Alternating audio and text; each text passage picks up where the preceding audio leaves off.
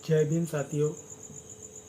अभी हम जो मीडिया में जो मुद्दा चलते रहता है उस मुद्दे को लेकर बात करेंगे। मीडिया या जिसे अंधभक्त कह लीजिए, वो केवल 5 तत्वों के मिलकर उन्हें अंधभक्त बनाया जाता है। उसमें सबसे पहला जो तत्व बहुत ज़रूरी होता है वो होता है कश्मीर, दूसरा होता है पाकिस्तान, तीसरा होता है मुसलमान, चौथा तत्व होता है लव जिहाद और पांचवा तत्व जिससे अंधभक्त बनाया जाता है वो होता है गौमूत्र। ये 5 तत्वों से मिलकर अंधभक्त तैयार किए जाते हैं।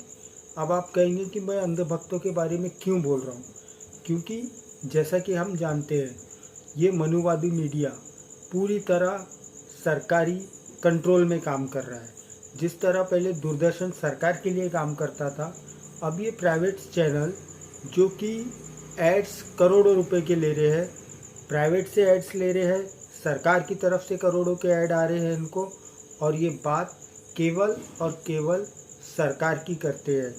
ये भारत में एक ऐसा माहौल बताना चाहते हैं कि हम भारत में बहुत सुरक्षित है, और भारत के अलावा इन मनुवादी मीडिया को जिस चीज़ की सबसे ज़्यादा चिंता होती है वो होता है पाकिस्तान।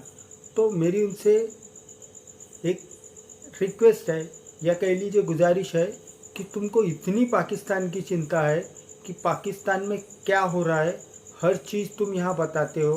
पाकिस्तान में गेहूं का दाम ये हो गया, पाकिस्तान में चावल का दाम ये हो गया, पाकिस्तान में ये हो गया, पाकिस्तान में वो हो गया, पाकिस्तान में ऐसा, पाकिस्तान में वैसा।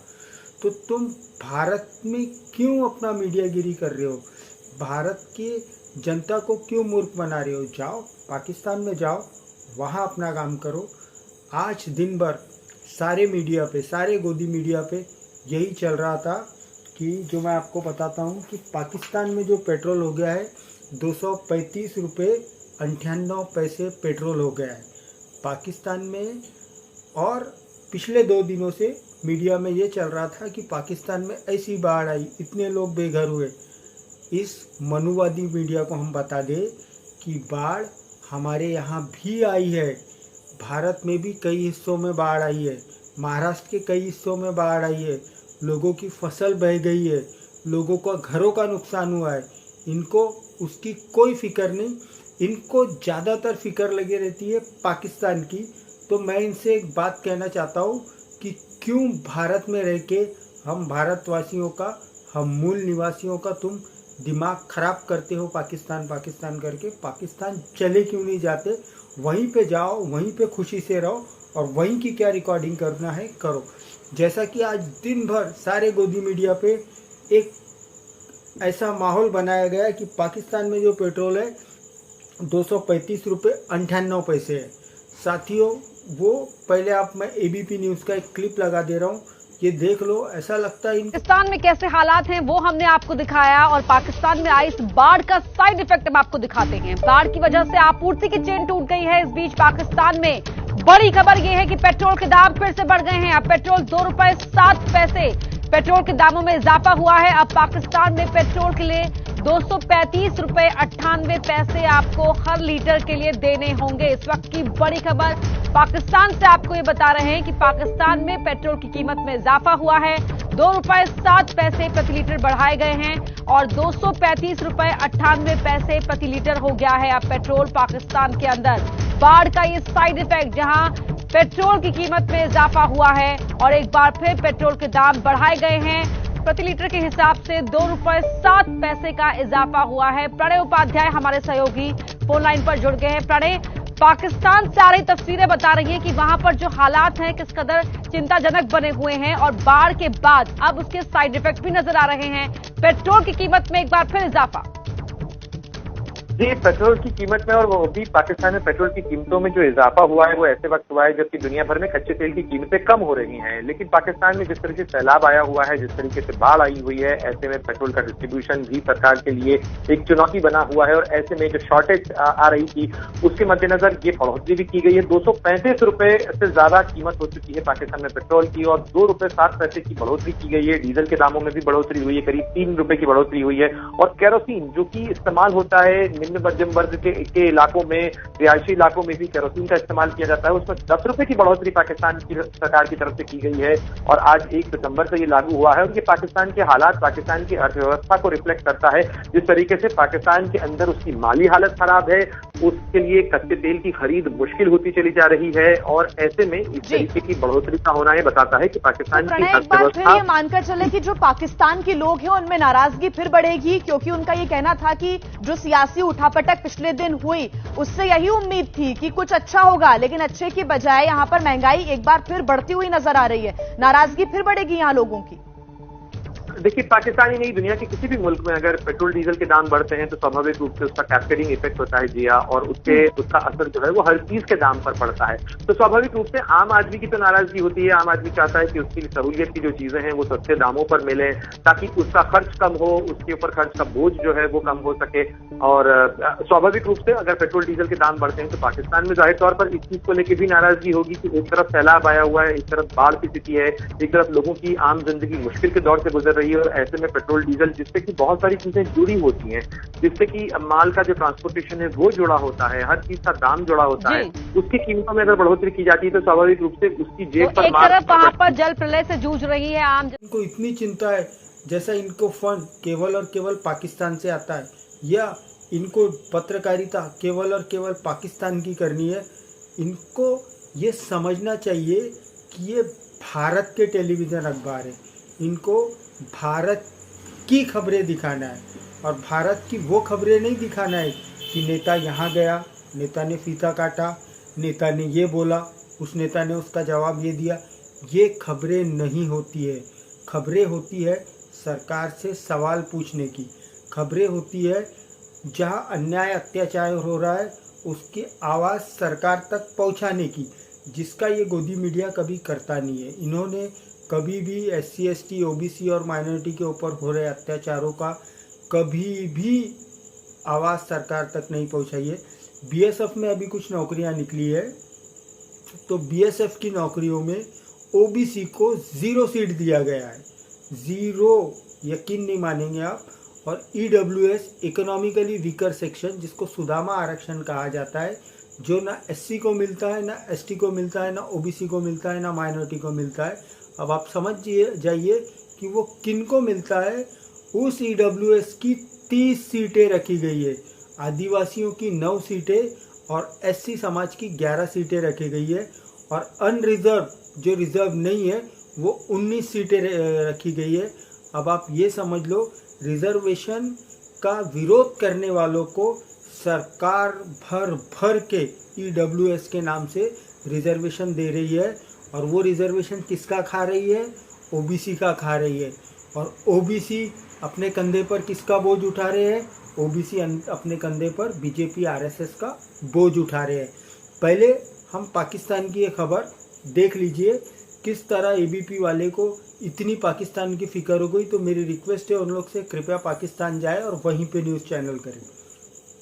देखा आपने, चिल्ला रही है ना 235 रुपये 98 पैसे, चिल्ला रही है 235 रुपये 98 पैसे। पता है क्यों चिल्ला रही है ये? क्योंकि भारत में अडानी का पेट्रोल कहीं 112, अंबानी का पेट्रोल कहीं 112, तो कहीं 113 मिलता है। और आम पेट्रोल, जो कि मैं जिस शहर से आता हूँ नागपुर से, यहाँ पेट्रोल 106 रुपये के ऊपर है। तो ये भारत के लोगों के दिमाग में, आपके दिमाग में डालने जाती है कि देखो हम कितने सुखी हैं, मोदी जी ने हमको कितना सुखी रखा है, मोदी जी ने कितनी महंगाई नहीं बढ़ाई है कि हाँ, भारत, हमारा पड़ोसी पाकिस्तान या हमारा दुश्मन देश पाकिस्तान, वहाँ पे पेट्रोल 235 रुपये 98 पैसे हो गया है। तो इस मूर्ख पत्रकार को ये बता दूं कि भारत और पाकिस्तान की करेंसी में बहुत फ़र्क है। आज की तारीख में 1 सितंबर को जब मैं ये वीडियो बना रहा हूँ, पाकिस्तान के 1 रुपये की कीमत भारत के 37 पैसे की होती है। ये मैंने यहाँ बाजू फ़ोटो लगा दी है, इसको आप देख लो कि पाकिस्तान का 1 रुपये अपने यहाँ का 37 पैसा होता है। तो इस हिसाब से अगर लगाया जाए तो पेट्रोल 86 साढ़े 86 रुपये लीटर पाकिस्तान में भारत के हिसाब से आज मिल रहा है। और गोदी मीडिया एक ऐसा माहौल बना रही है कि मोदी राज में हम कितने सुखी है, पाकिस्तान में देखो 335 रुपये पेट्रोल मिल रहा है। साथियों, ये आपको इसी तरह बरगलाएंगे, ये आपको केवल हिंदू मुस्लिम की खबरें दिखाएंगे। इन्होंने अंकिता सिंह की नृशंस हत्या तो बताई, हम भी उसकी कड़ी निंदा करते हैं और हम चाहते हैं कि उसके आरोपी को सख्त से सख्त सजा हो। वो मुसलमान है करके हम उसका समर्थन नहीं करेंगे, लेकिन उसके बाद भी झारखंड में एक बच्ची को तेजाब डाल के जला दिया गया, वो खबर मीडिया से नदारा दे, क्योंकि वहाँ धर्म का एंगल नहीं है। मध्य प्रदेश में एक बच्ची सोई थी, इसी प्रेम प्रकरण में एक व्यक्ति ने जाके उसका गला रेत दिया, गला चीर दिया, लेकिन ये भी दो धर्मों से संबंधित नहीं है, तो ये खबर भी मीडिया ने दबा दी। साथियों, जैसा कि 2 दिन पहले ट्विन टावर जो गिरा था, उसका कवरेज सुबह से लेके शाम तक का मीडिया ने इस तरह किया हो जैसा ना जाने इन्होंने क्या चांद पे चले गए, या भारत चांद पे अपनी सत्ता स्थापित कर लिया, या भारत क्या अमेरिका में जाकर अपनी सत्ता स्थापित कर लिया, या भारत कुछ ऐसी उपलब्धि हासिल कर लिया जो दुनिया में किसी न की हो। ये सारे दलाल गोदी मीडिया उस दिन के तमाम सारे मुद्दे छोड़कर, और ये EWS आरक्षण BSF का उसी दिन का उन्हें फॉर्म भरना था जहाँ पे OBC को 0 सीट मिली है, तो ये मीडिया उस टावर की कवरेज में लगा है। ठीक है, टावर गिरा दिया, अच्छा किया, लेकिन उन अधिकारियों को सजा कब होगी जो अधिकारियों ने इतना ऊंचा इलीगल टावर बनने दिया? अब सवाल ये उठता है, वो अधिकारी कौन? क्या वो SC है, क्या वो ST है, आदिवासी है, क्या वो OBC है, क्या वो माइनॉरिटी में से किसी कम्युनिटी में से है?